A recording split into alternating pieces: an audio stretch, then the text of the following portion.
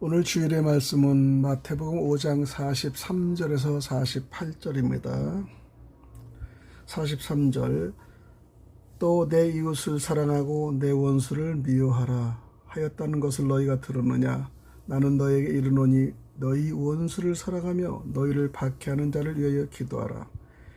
이같이 한즉 하늘에 계신 너희 아버지 아들이 되리니 이는 하나님이 그 해를 악인과 선인에게 비추시며 비를 이로운 자의 자와 불의한 자에게 내리심이라. 너희가 너희를 사랑하는 자를 사랑하면 무슨 상이 있으리요? 세리도 이같이 아니하느냐? 또 너희가 너희 형제에게만 무난하면 남보다 더 잘하는 것이 무엇이냐? 이방인들도 이같이 아니하느냐? 마지막 48절입니다. 그러므로 하늘에 계신 너희 아버지 온전하신가 같이 너희도 온전하라. 할렐루야. 오늘은 7월 7일 맥주절입니다. 맥주절은 보리를 추수해서 맥주절이라는 의미가 있으며, 맥주절은 첫 열매를 하나님 앞에 드리고 아들과 땅 남종과 여종 내 이사람 거와 가보 나그네들과 함께 열매를 나누면서 축제를 하는 절기죠. 이 절기를 점점점 이제 보리 타작이 없기 때문에 줄지만은 성경에서는 상당히 맥주절을 의미 있는 것으로 생각하고 절기를 철저히 지킵니다. 믿음의 핵심이요 중요하고요. 그 다음에 믿음의 절기를 지키는 이 맥주절을 중요하게 생각합니다. 맥주절은 교회를 사랑하는 절기의 핵심이며 교회의 생일이기도 하죠. 성령으로 탄생하는 절기가 맥주절입니다. 기독교의 참 귀중한 가치 세 가지 절기는 구약시대 이스라엘 3대 절기의 고아와 가보와 나그네와 레인을 기억하고 도왔다고 신명기 16장 6절 17절에 말씀하시면서 맥주 감사절이나 추수 감사절의 사회 속에 빈자나 약자를 기억하는 것이 감사드리는 자에게 더욱 합당한 자세가 아니겠는가 생각하는 귀한 시간이 되기를 바랍니다. 우리도 교회 탄생, 다음 주에는 우리가 12주년 교회 탄생입니다. 우리의 탄생은 다음 주 12주니 교회의 탄생을 통해서 우리가 또 축하라고 감사 예배를 드립니다. 우리가 지켜야 할 절기는 맥주절은 기독교의 핵심이죠. 교회 탄생, 즉 교회의 생일을 얘기합니다. 기독교의 사랑을 얘기합니다. 믿음의 핵심을 아는 절기를 얘기합니다. 모세가 받은 돌판 613개를 받았고요. 율법을 지키면 우리가 하나님의 백성이 된다는 것을 우리는 압니다. 하나님의 법을 지키면 하나님의 백성이 된다는 것을 우리도 압니다. 그러나 그렇게 우리가 하지 못하고 있습니다. 그래서 하나님 법을 지켜 하나님의 백성이 되는데 이스라엘 민족은 절기를 유월절을 지키고 무교절을 지키고 77절 즉 맥주절을 지키고 맥주절은 사랑을 배우는 것을 우리가 알게 됩니다. 그 다음에 네 번째 초실절을 지키고요. 나팔절과 장막절과 마지막 초막절을 절기를 정확하게 지킵니다. 교회가 전 세계 250만 개, 지구상에 7, 80억 되는 곳에 800명 된 한 교회가 맥주절에 교회가 탄생된다는 것을 우리가 들었습니다. 성령께서 맥주절에 오신다는 걸 우리는 들었습니다. 맥주절이 성령 강림절이 된 것이죠. 오늘은 그런 의미에서 우리가 교회의 이 사랑과 교회의 자세가 되려면은 오늘 본문의 말씀대로 마태복음 6장 43절 48절까지 얘기하는데, 핵심은 내 이웃을 사랑하고 내 원수를 미워하라 하였다는 것을 너희가 들었으나 나는 너희에게 이르노니 너희 원수를 사랑하며 너희를 핍박하는 자를 위해 기도하라는 것입니다. 하나님이 영이기 때문에 의식으로만 존재합니다. 의식은 이 시간이나 장소에 구애를 받지 않습니다. 우리의 꿈도 의식의 세계이죠. 꿈은 굉장히 오랫동안 꾼 것 같지만 몇 초 정도 밖에는 되지 않습니다. 그와 같이 하늘나라는 의식으로 되어 있고요. 하나님은 의식입니다. 영의 세계에서는 시간과 공간이 없기에 의식은 절대로 변하지 않습니다. 여러분이 의식을 가지고 있다면 그 의식은 죽어도 변하진 않습니다. 죽으면 그만이라고 생각하지만 그렇지는 않다는 것이죠. 여러분의 의식은 그대로 가져가는 것입니다. 사람의 의식은 땅에서는 몸이 움직일 때마다 변하지만 죽으면 영원히 변하지는 않습니다. 움직인 것만큼 의식이 변한다고 했는데 이 말은 의식이 행동한 것만큼 변한다는 것이죠. 그래서 하나님께서는 심판할 때 여러분의 의식을 심판하지 않고 행위를 심판하신다는 겁니다. 모든 산 사람의 모든 행위를 다 심판하시는 것이죠. 요한계시록 20장 12절에는 몸은 죽었지만 의식은 남아있기 때문에 영으로 심판을 받는다는 것입니다. 하늘나라는 죽는 것이 없으며 천사와 마귀는 죽지 않고 행동이 없으므로 변하지는 않는 것이죠. 그래서 구원받을 것도 회개할 것도 상받을 것도 아무것도 없다는 것입니다. 그렇지만 여러분과 나는 땅에서 움직일 때마다 의식이 변합니다. 의식이 변할 때마다 하나님께서 상을 주신다는 겁니다. 주님께서는 너희를 사랑하는 자만 사랑하면 무슨 상이 있으리요? 세리들도 이와 같이 하지 않느냐? 너희는 원수를 사랑하고 원수를 위해 기도하라. 하나님은 악인과 의인에게 똑같이 비를 내리느니라. 하나님이 온전하신 같이 너희도 온전하라고 말씀하십니다. 만약 내가 하나님이라면 미운 놈한테는 비를 내리지 않는다고 할 텐데 그렇지 않는 것을 보면 하나님은 어떤 악인한테도 절대로 스트레스를 받지 않는 것을 알 수가 있습니다. 미운 사람을 참아 주기는 굉장히 힘이 들지 않습니까? 그러니까 하나님의 최고의 의식을 소유하고 계십니다. 하나님 최고의 의식이므로 악인과 의인을 똑같이 취급하실 수 있는 것이죠. 반면 우리는 더 많은 의식이므로 미운 사람이 없으면 억지로 참기 때문에 견디지 못합니다. 그러나 하나님은 아주 영원히 견디십니다. 그러므로 살았을 때 의식을 고쳐서 미운 사람이나 미운 마음이나 두려움을 없애지 못하면 심판이 있습니다. 스트레스를 하나님으로부터 온 것은 아닙니다. 심판은 세상에서 병이 나거나 사업이 망하거나 일이 안 되는 것과 죽어서 지옥을 가는 것 두 가지가 있습니다. 살아서 심판받는 일은 교정심판입니다. 그것은 우리를 회개시키려고 심판받는 일이고 살아서 교정받지 않으면 지옥에 가는 일밖에 없지 않습니까? 따라서 회개는 온전한 의식이 되도록 하나님이 만들어내시는 공장이죠. 우리 인생은 그렇게 하라고 이 세상에 태어났고 살아가고 있는 것입니다.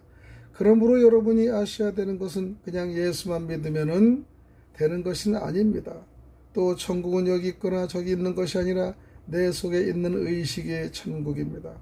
내 마음이 어두우면 천국이 아니고 지옥입니다. 내 마음이 밝아야 천국이지 예수 믿는다고 하면서 내 마음이 어두우면 천국이 아니지 않습니까? 그러므로 거기에는 반드시 두려움이 있으며 심판이 있고요. 교정받는 것이 있습니다. 우리에게는 항상 기쁨이 있을 수 없고요. 미운 사람, 억울한 마음이 있는데 그것을 교정하는 방법은 바로 죄를 고백하는 것으로 가능합니다. 요한 1서 1장 8절 9절을 보면은 만일 우리가 죄 없다면은 스스로 속이고 또 진리가 우리 속에 있지 아니할 것이요 만일 우리가 우리 죄를 자백하면 저는 미쁘시고 의로우사 우리 죄를 사하시며 모든 불의에서 우리를 깨끗게 하실 것이요. 이것이 요한 1서 1장 8절 9절입니다. 사람의 의식은 자의식은 나를 위한 행동이고 나를 위한 의식이므로 항상 자기가 잘난 것 같고 자기만 옳은 것 같고 자기만 억울한 것 같습니다. 그러나 우리는 사랑을 표준으로 내 자의식을 판단해야 합니다. 왜냐하면 하나님은 내 의식에 성장하는 표준을 사랑으로 삼고 내 자의식이 작고 누군가가 믿거나 부담이 되면 사랑이 없는 것으로 판단하여 교정하기를 원하는 것입니다. 우리는 우리 자신을 교정하는 데 늘 부족함을 느끼죠. 그렇기에 첫째로 우리는 죄를 고백해야 합니다. 믿는 사람과 믿지 않는 사람은 사람의 종류가 다른 것이 아니고 똑같은 사람이죠. 주님께 죄를 고백해서 자꾸 자기 의식을 고쳐나가는 사람은 믿는 사람이고요. 믿지 않는 사람은 자기 죄를 모르고 자기만 잘났다고 하는 사람입니다. 교회는 전부 죄인들만 있지만 죄를 고백하면 그만큼 의식이 올라가는 것을 믿으시기 바랍니다. 죄를 고백한다는 것은 그 죄가 자기 의식이었는데 죄보다 더 큰 의식이 들어옴으로 인하여 죄를 고백하는 일이죠. 그러므로 자기 행동하는 것이 의식밖에 없는 사람은 절대로 죄의식을 못하며 절대로 자기가 잘못한 것으로 느끼지 못한다는 것이죠. 기독교는 회개의 종교라고 하지 않습니까? 그렇지만 불교나 어떤 종교도 우리 회개시키는 종교는 없습니다. 하나님의 더 큰 사랑의 의식이 들어왔을 땐 하나님의 사랑과 나를 비교해보니까 지금까지 살았던 것이 형편없고 아무것도 아니란 것을 깨닫기 때문에 죄를 고백하는 것이죠. 우리는 서로 다른 두 가지가 있어야 비교할 수 있습니다. 지금 어두운 것을 경험하면 밝은 것을 알 수 있듯이 반대되는 두 가지가 있어야 비교할 수 있지만은 하나밖에 없을 때는 모릅니다. 자기 행위밖에 없는 사람은 자기 죄가 하나도 없는 것처럼 느껴지죠. 그것이 가장 무서운 죄이고 누구든지 죄가 없다고 하면 스스로 속이는 것이 아니겠습니까? 그러므로 사랑하는 성도 여러분, 절대로 나는 죄가 없다고 생각하지 마십시오. 나는 항상 죄인입니다. 죄를 고백하는 것은 내 의식, 내 행위를 버렸다는 것입니다. 죄를 고백한다면 그 짓을 다시는 하지 않아야 합니다. 실은 고백하지 않은 사람이 더 죄인이죠. 그것이 의식 세계의 기본 원리이기 때문입니다. 죄를 고백하는 것을 주님은 기뻐하십시오. 하나님 말씀을 따라서 행위를 고치면 의식이 고쳐집니다. 예수 믿는 것은 말장난이 아니고 행위를 고쳐야 합니다.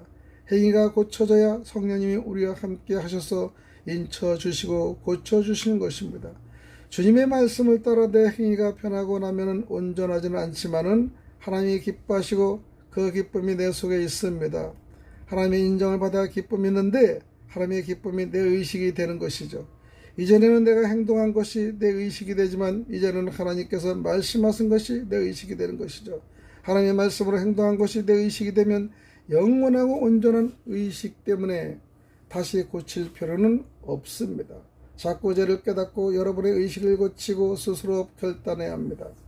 따라서 성령이 인침받는 의식이 되면 나도 모르게 내가 아무리 실망하려고 해도 걱정하려고 해도 미워하려고 해도 되지 않다는 것이죠. 최고의식이 들어와 있기 때문입니다. 이것이 우리 속에 들어와 있는 이가 세상에 있는 것보다는 크다는 것이죠. 내 속에 있는 성령이 세상에 있는 그 의식보다도 높은 것을 믿으시길 바랍니다. 그러므로 세상에서 누가 나를 조금 미워하고 오해하고 나를 어떻다 할지라도 인간적으로 조금 기분은 나쁘지만 절대로 늘리지 않고 실망하지 않아야 한다는 것이죠. 이것이 바로 세상을 이기는 것입니다.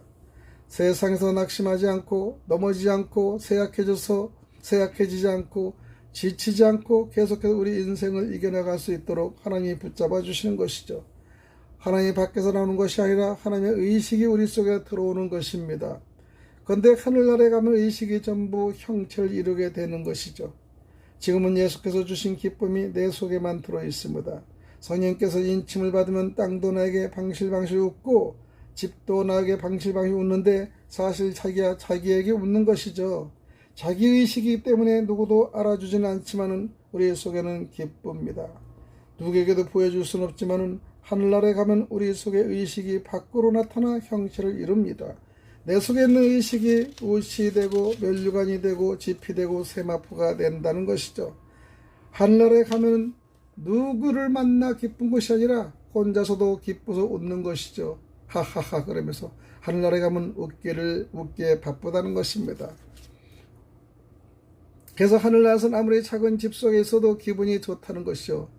자기 것이기 때문입니다. 하늘나라는 꽃들도 나무들도 반긋반긋 웃는다고 하는데 전부 산 것이기 때문이죠. 반면 이 세상은 전부 죽은 것입니다. 내 몸도 죽은 것입니다. 어디 내 몸이 나한테 웃습니까? 절대 아니죠.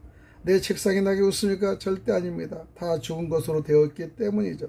그렇지만 하늘나라는 전부 산 것으로 되어 있는 것을 믿으시기 바랍니다. 그렇게 이 세상에 죽은 것을 덧입으려고 하지 말고 산 것을 입어야 합니다. 하나님의 말씀으로 움직이는 것만이 산 것이고 내 것입니다. 아내나 남편, 자식들은 내 것이 아닙니다. 하나님의 말씀으로 구조 조정한 것만이 산 것이 되는 것이죠. 내가 하나님의 말씀으로 살아서 성령님으로 인침받는 것만이 산 것인 것을 믿으시기 바랍니다.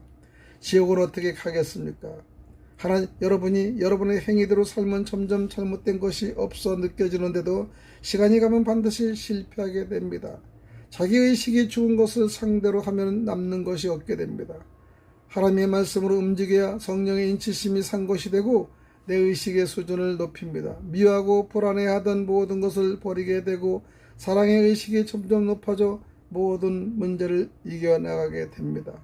오해를 받거나 미움을 받아도 그것들을 이길 수 있는 능력이 생겨납니다. 의식 조정을 하지 않고 계속해서 욕심을 따라 제약된 행동을 반복하면은 점점 더 좋은 행위가 많아져 스트레스와 허물이 많아지고 답답함을 느끼게 되는 것이죠. 반드시 어떤 사건이 생기게 되어 그것이 심판이 됩니다. 의식은 영원하기 때문에 반드시 심판을 받는데 하나님께서는 믿는 사람에게는 살아있는 동안 심판을 받게 해주셔서 의식을 교정시켜 주십니다. 죄값은 반드시 살아서 받거나 죽어서 받게 됩니다. 그렇지만은 그리스도 예수께서 우리 죄값을 받으셨습니다. 우리는 살아서 심판을 받거나 죽어서 받거나 주님이 받거나 셋 중에 하나이죠. 따서 날마다 죄를 고백하고 미리미리 벗어나면 우리는 죄인이지만은 주님이 죄를 담당하셨기 때문에 심판을 면하게 되는 것입니다. 그렇지만 여러분이 믿는다고 하면은 고집을 피운다면 반드시 하나님께서는 살아서 죄를 고백하도록 만드십니다. 고린도 교회 중에 자기 계무에 음란한 짓을 한 사람이 있는데 고린도전서 5장 1절에 보면 이 고린도 교회는 음행이 만연하여 교인들도 음행에 대해서 심각하게 생각하지 않았습니다. 그렇지만 고린도전서 5장 1절에 보면 음행하는 사람은 사탄에게 내어준 바 되었다고 말합니다. 육신은 멸하고 즉 병으로 죽게 되고 몸은 즉 예수의 날에 구원을 받게 하기 위함이라고 합니다. 우리에게 죄가 있으면 죄의식으로 우리 몸이 움직입니다. 똑같은 자동차라도 운전하는 사람의 의식이 높으면 그 자동차는 오래 갑니다. 그러나 그 사람의 의식이 낮으면 난폭한 운전을 자주 하면 자동차는 빨리 망가지는 것이죠. 우리 몸도 마찬가지입니다. 우리 몸도 똑같은 몸인데 여러분이 의식을 가지고 어떤 의식을 가지고 부리느냐에 따라서 오래 가기도 하고 빨리 망가지기도 합니다. 자신의 의식은 절대로 다른 사람이 고쳐줄 수 없으며 여러분 자신이 누구를 고칠 수도 없다는 것이죠. 우리 주님도 가룟 유다를 고칠 수가 없지 않았습니까? 혈연 중에 누가 가깝다고 되는 것이 아니라 성령에 의해서 되는 것이고 각자가 자기 믿음으로 되는 것이고 자기가 스스로 고백하지 않은 한 아무리 가까운 사람이라도 어떻게 할 수는 없습니다. 사랑하는 우리 성도 여러분, 방송을 듣는 청취자 여러분, 여러분의 의식은 여러분 각자의 책임입니다. 내 의식으로 복을 받든가 지옥을 가든가 천국을 가든가 하는 것입니다. 그러므로 언제나 두려워 떨며 정신을 차려서 하나님의 사랑의 표적이 되어 여러분의 속사람을 잘 조정하시길 바랍니다. 목사니 장로니 하는 것은 다 쓸데없는 것입니다. 내 행위가 하나님의 말씀으로 얼마나 사랑의 표적으로 움직이는가 그것만이 문제입니다. 그러므로 각자가 자신이 잘 알고 있습니다. 하나님은 가만히 놔두지 않고 시간이 가면 반드시 심판을 하신다는 걸요. 사랑하는 성도 여러분, 사랑의 상을 받으시기 바랍니다. 하늘나라에서는 사랑의 상이 있음을 믿으시기 바랍니다. 자기 행위가 잘났다고 끌고 가는 사람은 의식 구적이 무거워지고 답답해지고 귀찮아져서 죽은 후에 그 의식이 뱀이 되고 사자가 되고 구렁이가 되어 몸을 감게 되는 것이죠. 지옥에 간 사람이 구렁이한테 몸이 감기고 사자한테 들리고 불구덩이에 들어가는 것은 다 자기가 가지고 있는 의식 때문이죠. 평소에 답답하고 분하고 한맺힌 의식들이 형체화가 되어 계속해서 나에게 달려드는 것입니다.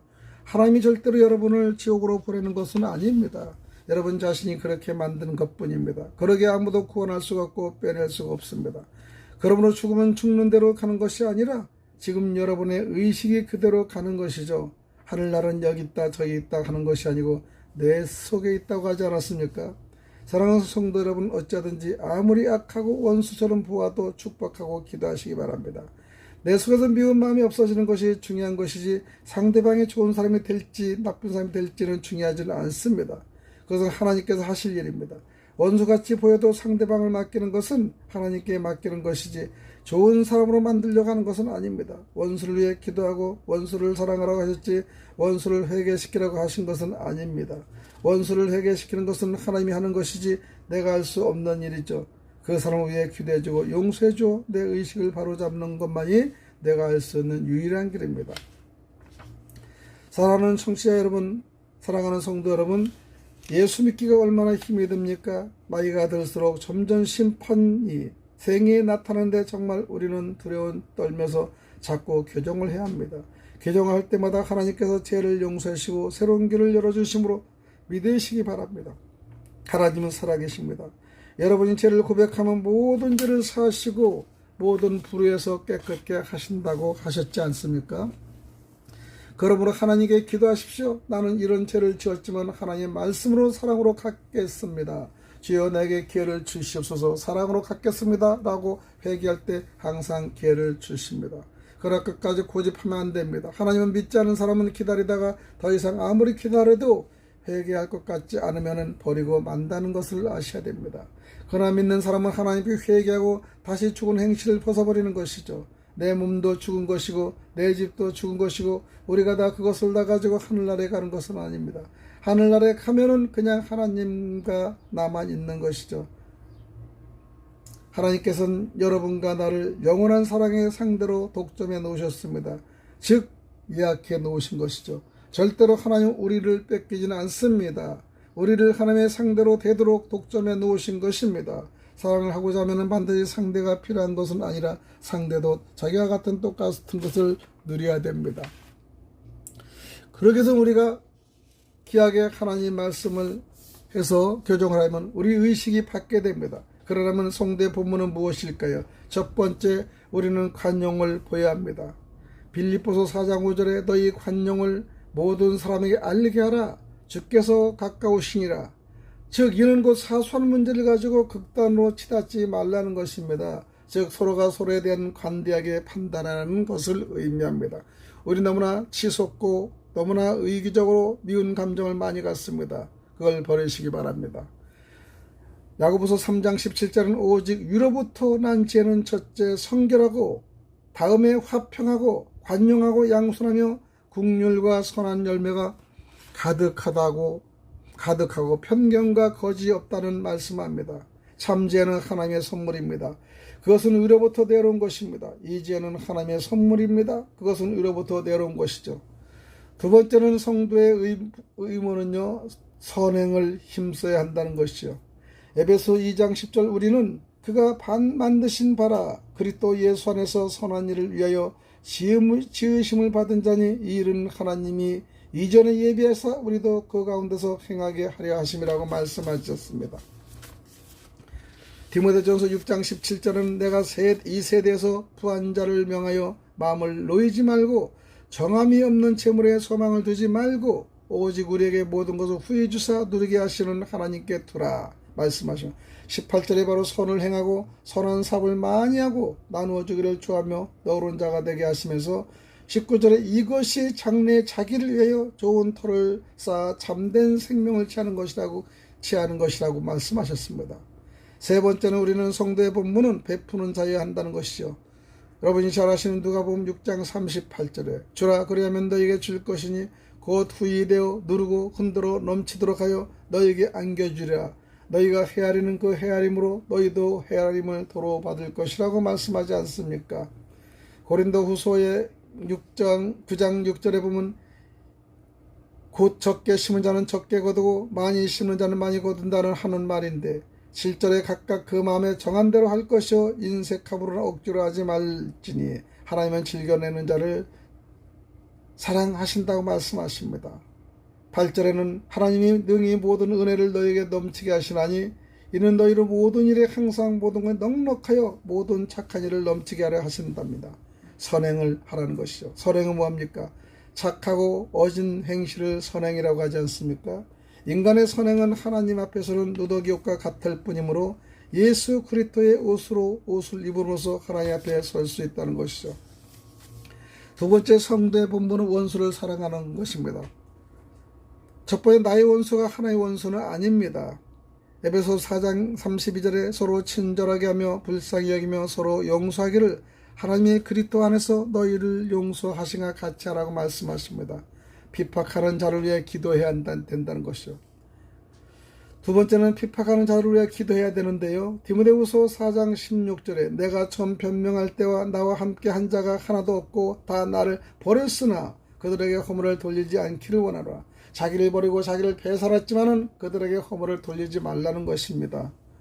마지막에는 하나님이 세 번째는 하나님의 사랑을 기억하라는 것입니다. 베드로후서 3장 9절에 주의 약속은 어떤 이들이 더디다고 생각하는 것까지 더딘 것이 아니라 오직 주께서는 너희를 대하여 오래 참으사 아무도 멸망하지 아니하고 다 회개하게 이르기를 원하신다고 말씀하지 않습니까? 우리는 남을 용서하라는 뜻은 무엇입니까? 잘못이나 죄를 꾸짖거나 벌하지 않음을 뜻하는 겁니다. 하나님께서는 우리 죄를 예수의 공로를 보고 용서해 주십니다. 용서라는 것은 사람의 의지와 노력으로는 불가능하고 성령의 능력으로만 가능하다는 것입니다. 사랑하는 성도 여러분, 이것이 사랑의 본성이요 하나님의 영적인 법칙입니다. 이것으로 하나님은 무한한 사랑의 문을 여신 것이죠. 앞으로 죽은 것을 상대하지 말고 산 것을 찾아서 하나님의 것으로 바꿀 수 있기를 축원드리겠습니다. 기도드리겠습니다. 하나님 아버지 감사합니다. 오늘도 주님이 주시는 귀한 이 사랑의 본문을 가지고 하나님의 말씀을 듣고 깨달을 수 있도록 주여 도와주시옵소서. 오늘도 주님의 사랑을 만끽하며 맥주절의 의미를 깨달을 수 있도록 주여 도와주시길 원하며 살아계시 역사하시는 그리스도 되신 예수님 이름 받들어 간절히 기도드리옵나이다. 아멘.